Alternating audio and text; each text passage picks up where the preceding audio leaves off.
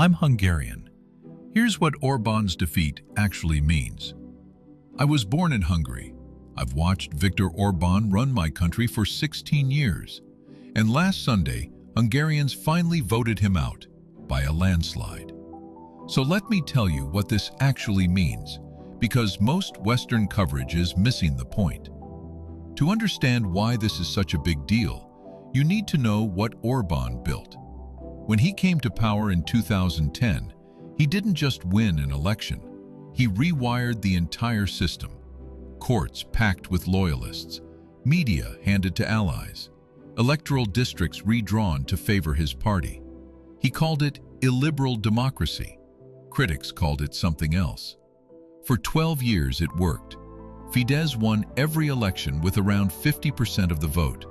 The opposition was fragmented, weak, and frankly, easy to dismiss. So what changed? Two things broke Orbán's spell.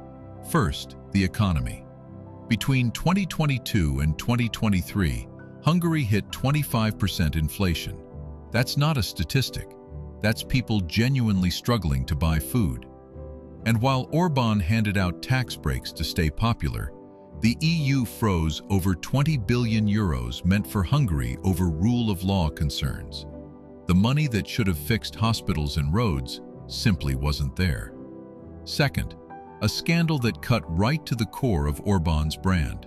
His government, which always presented itself as the defender of Christian family values, quietly pardoned someone connected to a child abuse cover-up. The president resigned. The justice minister resigned. And suddenly, the mask slipped. Into this moment stepped Péter Magyar, a former Fidesz insider, and, ironically, the ex-husband of that same justice minister who resigned.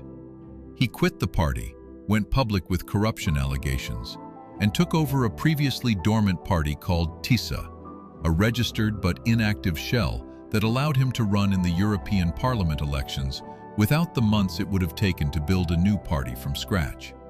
Within months, Tisza went from nowhere to a stunning second place in the European Parliament elections, nearly 30% of the vote, the strongest result for any non-Fidesz party since 2006.